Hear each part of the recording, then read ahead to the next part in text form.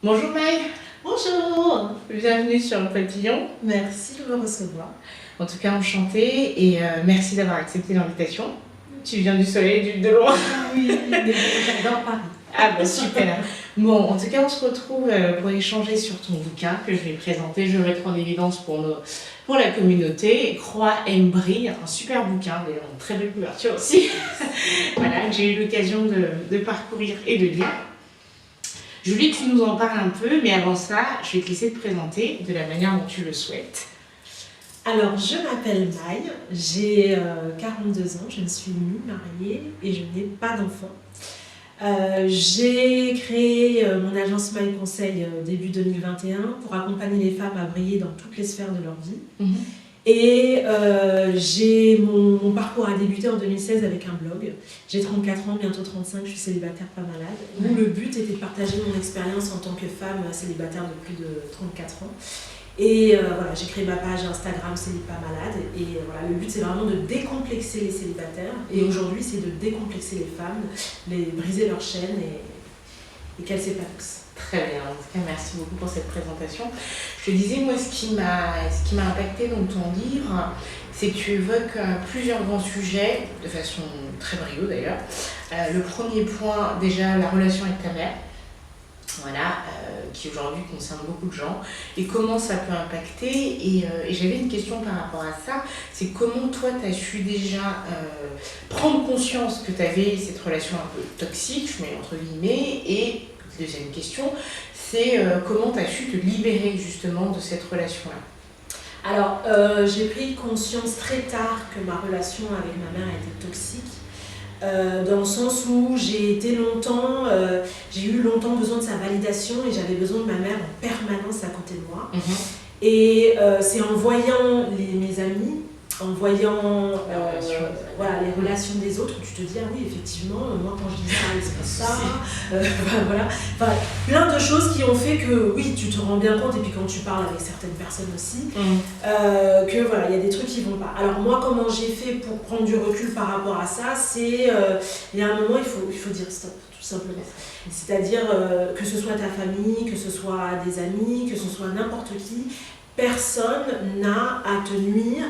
Même si que ce soit intentionnel ou inconscient, il y a un moment, il faut poser des limites et savoir dire non. Et ça a été très compliqué, et ça l'est encore aujourd'hui, mais je me dis qu'il vaut mieux qu'on arrête là et qu'on reparte sur des bonnes bases, plutôt que de continuer dans des relations qui n'ont aucun sens. Qui ne sont pas bénéfiques pour soi, effectivement, parce que ça peut avoir plusieurs impacts. Et est-ce que tu as échangé avec ta mère de façon brutale, comme ça en présentant les faits, ou sinon tu as écrit justement dans ton bouquin, et elle l'a su ou elle l'a vu à travers ton bouquin, en tout cas certaines choses? Alors, ma mère, ce qui est paradoxal, c'est que je vais parler de tout avec ma mère, c'est-à-dire qu'il n'y a aucun sujet tabou, mais quand on touche notre relation ou la relation qu'elle peut avoir avec mon frère, tout de suite elle se met sur la défensive parce qu'elle m'aime, donc forcément elle n'a pas envie que j'ai ce rapport-là à elle, et elle n'a pas envie que, voilà, que je parle d'elle comme ça, et c'est totalement normal et c'est totalement logique, et je pense que elle en a conscience mais elle l'accepte pas. Donc du coup c'est compliqué d'avoir ces sujets-là, et puis peut-être que moi aussi j'avais une façon de lui expliquer qui était peut-être pas aussi la meilleure. Je pense qu'on a toutes les deux eu ce besoin l'une de l'autre, parce qu'on a vécu des situations qui étaient très compliquées, et donc du coup on s'est un petit peu... ça a drainé des relations toxiques, parce que moi je lui demandais beaucoup et qu'elle m'en donnait énormément aussi, et que voilà. À sa façon aussi, c'est sûr. Exactement. Et on parle aujourd'hui de transgénérationnel, de ce qu'ont fait nos parents, ou des liens de notre génération jouent aujourd'hui. Et est-ce que c'est lié à ça? Est-ce que tu as vu, toi, dans ta vie, des impacts que justement cette relation toxique pouvait amener dans ta vie, des répétitions? Exactement, c'est tout le sujet du livre, parce que je pars de ma grand-mère pour arriver à ma mère, pour arriver à moi, et c'était vraiment le but avec ce livre d'écrire et d'en parler, parce que voilà, parce que j'ai grandi avec une mère qui m'a parlé de ce que sa mère lui a fait vivre, et de ce que ma grand-mère a vécu par rapport à sa mère aussi, et donc du coup tu te rends compte qu'en fait l'histoire se répète, elle se répète, et qu'on n'apprend pas de nos erreurs. Et que finalement, là moi ce que je voulais c'est en parler, révéler, le dire à tout le monde, même si ça a été très compliqué. Moi quand j'ai écrit ce livre, le but c'était vraiment de dire à quel point ma famille était magnifique, et c'est le cas, ça n'empêche pas, parce que j'ai eu des femmes dans ma famille extraordinaires qui ont pris des décisions, qui se sont affirmées et qui sont sorties du cadre. Et je trouvais ça, et je le dis de toute façon, je trouve ça extraordinaire de pouvoir le faire. Et il faut aussi dire les côtés négatifs. Exactement. Et de s'en servir justement pour ne pas les reproduire après sur la suite. Effectivement, parce que c'est vrai qu'on ne se rend pas compte, notamment dans notre famille, dans nos cultures africaines, où le poids justement des traditions, le poids justement de la culture nous pèse, et en fait on refait tellement des schémas. Et je voulais aussi, il y a un point qui m'a aussi beaucoup marqué, c'est l'amour de soi. Tu parles beaucoup d'amour de soi, et ma première question, c'est comment on sait quand on ne s'aime pas? Moi, dans mes accompagnements de conseil en image, j'ai une partie où je demande à la personne que j'accompagne de se mettre devant un miroir. Et quand je fais la séance de colorimétrie, la personne n'est pas maquillée. Donc elle est face à elle-même, voilà, et pendant 1 heure, 1 heure et demie. Et tu as des gens qui sont tellement mal à l'aise avec eux-mêmes que de rester 1 heure sans être maquillée devant un miroir, c'est tout un problème. Et c'est tout le bénéfice justement de cette séance-là, parce que si tu n'arrives pas à te regarder dans un miroir tel quel, c'est qu'il y a réellement un souci. Voilà. Alors on ne te dit pas de te trouver extraordinaire, mais si tu te trouves extraordinaire, tant mieux. Mais d'accepter de se regarder tel que l'on est, brut, sans artifice, je pense que c'est la base. Et donc du coup là, que ce soit en colorimétrie ou en morphologie, on va aller regarder les atouts sur le corps de la personne et arrêter de se fixer sur les défauts ou les choses qui ne nous plaisent pas. On va aller regarder, alors qu'est-ce que tu aimes sur ton corps, qu'est-ce que tu trouves de joli, qu'est-ce que tu as, de quoi tu es fier, tout ça, on va aller chercher le positif au lieu de toujours rester d'abord sur le négatif. Effectivement. Est-ce que ça marche du coup aussi avec les hommes?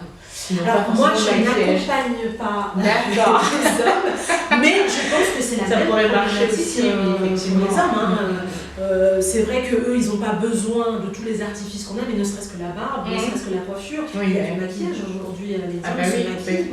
Voilà, donc voilà, il y a toujours quelque chose à faire. Ouais, effectivement, c'est vrai que c'est difficile de se regarder dans le miroir pendant 1 heure, donc c'est un exercice que je peux comprendre, même si je pense qu'on s'accepte. Et j'avais une question par rapport à ça, au-delà de l'image, parce que je pense qu'on peut s'aimer au niveau de son image, physiquement, mais est-ce que c'est pas plus profond aussi l'amour de soi? Alors, on est complètement d'accord qu'il n'y a pas que l'image, même si c'est ce que En fait, quand on s'aime à l'intérieur, ça se voit à l'extérieur. Exactement. Mais c'est important aussi de se parler avec bienveillance et vraiment d'avoir un rapport à soi qui est vraiment doux. Et d'arrêter de se dire, des fois on se parle comme si on parlait à son pire ennemi. On a des mots qui sont très durs et les mots restent. On ne se rend pas compte à quel point avoir un discours négatif sur soi, c'est très destructeur.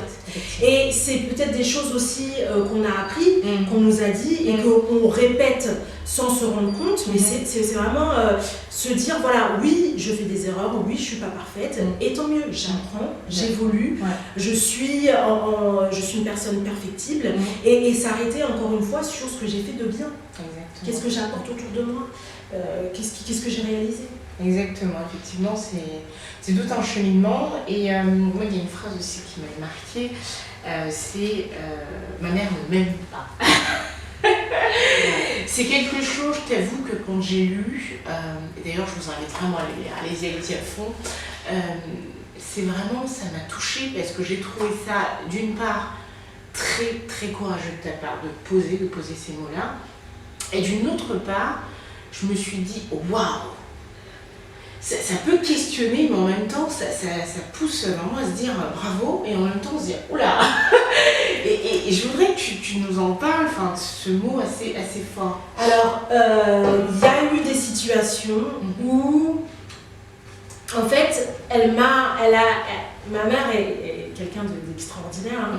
Elle a une façon de donner son amour ou de ne pas le donner qui est très très forte. Voilà. C'est qu'elle sait ce qu'elle veut, elle sait ce qu'elle fait, elle sait comment elle le fait. Et j'ai eu des périodes où clairement, j'ai pas ressenti cet amour-là parce que je ne correspondais pas à ce qu'elle avait envie que je sois, tout simplement.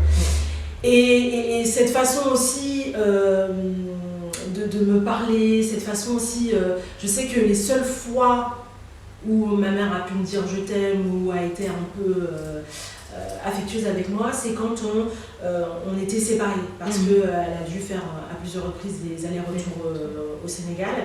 Et donc du coup, quand elle y allait, elle restait 1, 2, 3 mois, d'ailleurs c'était des périodes horribles parce que étant donné que j'ai grandi en France et que je n'avais qu'elle, et d'être séparée comme ça pendant 2-3 mois, c'était vraiment très compliqué. Et c'est que à ces périodes-là où je sentais vraiment cette affection. Sinon, on avait un rituel, tous les soirs, elle me lisait l'histoire et tout ça. Mais c'est vrai que cet amour-là profond, cet amour naturel, maternel, je ne l'ai pas ressenti comme j'aurais aimé que je le ressentisse.